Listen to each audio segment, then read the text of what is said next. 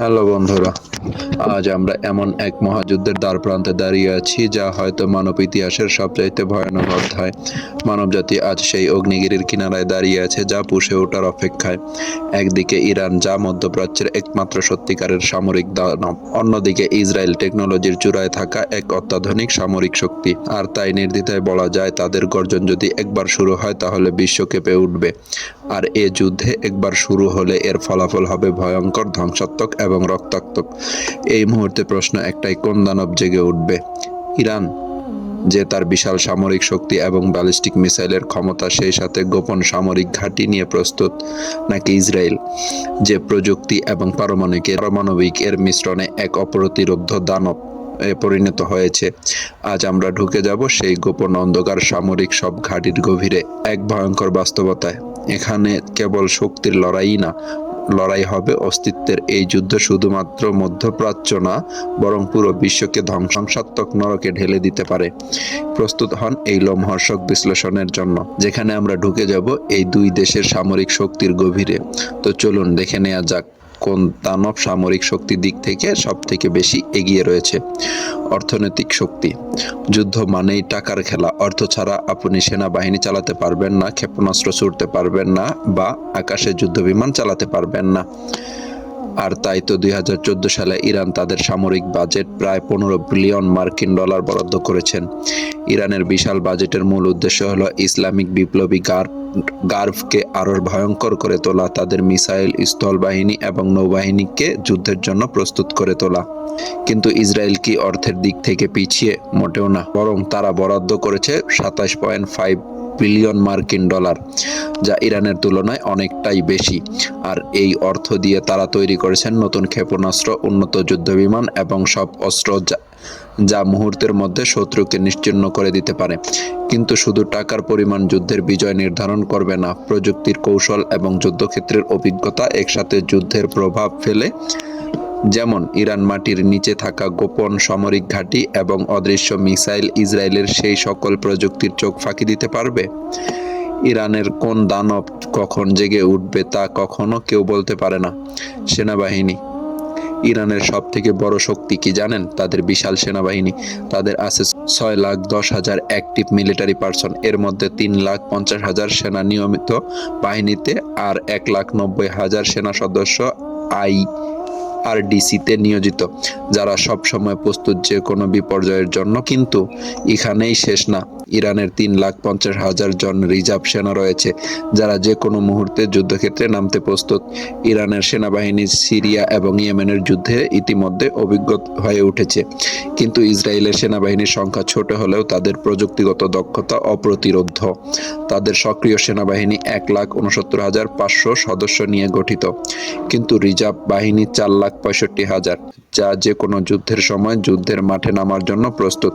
তাই বলাই যায়, এখানে ইরানের সেনারা সংখ্যার দিক থেকে অনেকটাই এগিয়ে আছে।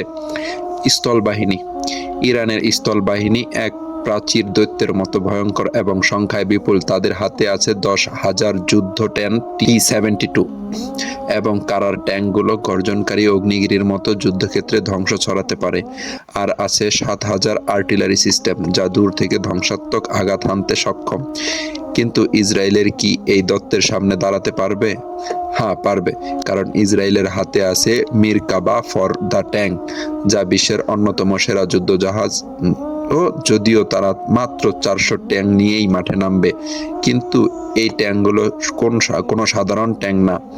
এগুলো এক একটা যেন চলমান দুর্গ। প্রতিটা মিরকোভার ফর ট্যাঙ্ক একই সাথে আক্রমণ এবং নিজেকে প্রতিরক্ষার দোনোটাই করতে পারে। তবে ইরানের গোপন অস্ত্রাগারে কি লুকিয়ে আছে তা কিন্তু এখনো অজানা। বিমান বাহিনী। এটা নিঃসন্দেহে মানতে হবে, আকাশে ইসরায়েলের এক অপ্রতিরোধ্য দানব। কিন্তু ইসরায়েলের 345টা আধুনিক যুদ্ধ বিমানের মধ্যে F-35, F-16 এবং F-15 রয়েছে, যা বিশ্বসেরা বিমানের হিসেবে পরিচিত। এই যুদ্ধ বিমানগুলো মুহূর্তের মধ্যে আকাশে উড়ে শত্রুকে ধ্বংস করে দিতে পারে। আরও আছে 43টা অ্যাটাক হেলিকপ্টার, যা নির্ভুলভাবে আঘাত আনতে সক্ষম। ইসরায়েল আকাশে যুদ্ধ এক অদম্য বেশ অভিজ্ঞতা। এখানে ইরান কিভাবে এর মোকাবিলা করবে? কারণ ইরানের হাতে আছে 312টা যুদ্ধ বিমান এবং মাত্র 5টা অ্যাটাক হেলিকপ্টার। সেই সাথে ইরানের বিমান বাহিনী কিছুটা পুরান দিনের প্রযুক্তি ব্যবহার করে। কারণ পশ্চিমাদের নিষেধাজ্ঞার কারণে তারা এখন প্রযুক্তি আপডেট করতে পারে না। কিন্তু ইরানের গোপন কৌশল এবং বিশ্বের অজানা মিসাইল ক্ষমতা ইসরায়েলের এই আধুনিক বাহিনীর জন্য হুমকি হতে পারে।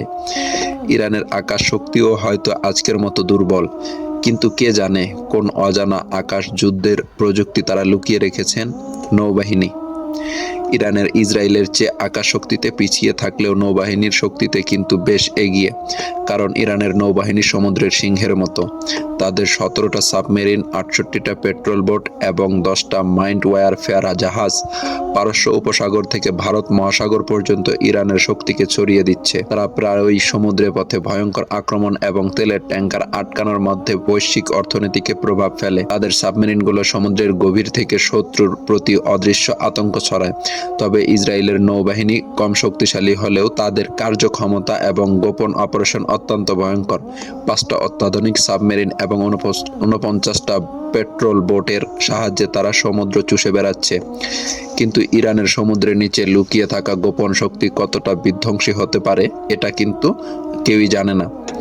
ব্যালিস্টিক মিসাইল এবং পারমাণবিক শক্তি যুদ্ধের শেষ আঘাত হানার জন্য ব্যালিস্টিক ক্ষেপণাস্ত্র এবং পারমাণবিক শক্তি এখানেই ইরানের হাতে আছে সেনজিন এবং খরখমসা মিসাইল, যা 2000 কিলোমিটার থেকেও আঘাত হানতে সক্ষম।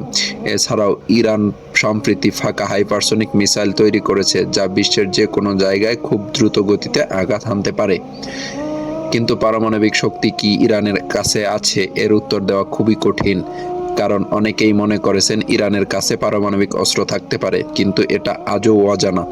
আসলে এই আতঙ্কের কারণেই তো আমেরিকা এখন পর্যন্ত ইরানের উপর সরাসরি হামলা চালায়নি। ইরান হয়তো পারমাণবিক অস্ত্র তৈরি করে ফেলেছে, কিন্তু সেটা কেউ নিশ্চিত না। আর ইসরায়েলের হাতে আছে জেরি ক্ষেপণাস্ত্র, যেটা 6500 কিলোমিটার দূরত্বেও আঘাত হানতে সক্ষম। আর হ্যাঁ, তারা প্রায় 90টা পারমাণবিক ওয়ারহিদ নিয়ে দাঁড়িয়ে আছে। যদিও ইসরায়েল আজ পর্যন্ত তাদের পারমাণবিক শক্তি নিজেরা প্রকাশ করেনি, তবে বেশিরভাগ বিশেষজ্ঞরা অনুমান করেন ইসরায়েলের হাতে হয়তো পারমাণবিক অস্ত্র আছে। মজার ব্যাপার হলো, ইসরায়েল নিজেরা কখনো পরীক্ষা না করলেও পুরো বিশ্ববাসী মনে করে তাদের কাছে পারমাণবিক শক্তি আছে। যাই হোক, যদিও ধরে নেই পারমাণবিক শক্তির দিক থেকে ইসরায়েল আজ অপ্রতিরোধ শক্তি, তবে ইরানও মাটির ব্যাংকারে লুকিয়ে থাকা এক রহস্যময় দানব। তাদের প্রকৃত ক্ষমতা হয়তো আমরা এখনো জানি না। ইরানের ভিতরে এমন কিছু লুকিয়ে থাকতে পারে যা ইসরায়েলের থেকেও কয়েক গুণ বেশি ভয়ঙ্কর হতে পারে, সেটা পারমাণবিক অস্ত্র। তাহলে এই ভয়াবহ সংঘাত আসলে কে জিতবে? ইরানের বিশাল সেনাবাহিনী, অজানা শক্তি, ব্যালিস্টিক মিসাইল এবং নিশ্চিত পারমাণবিক অস্ত্র, নাকি ইসরায়েলের আধুনিক প্রযুক্তি, পারমাণবিক শক্তি এবং সামরিক দক্ষতা? আপনাদের এই প্রশ্নের উত্তর নিয়ে আমরা হাজির হব সামনের নতুন কোনো এপিসোডে। আজকের মতো এ পর্যন্তই। কথা হবে আবারও রহস্য, রোমাঞ্চ, আনকমন ইন্টারেস্টিং ফ্যাক্ট ভিডিও নিয়ে। সে পর্যন্ত সবাই ভালো থাকবেন, সুস্থ থাকবেন। আল্লাহ হাফেজ।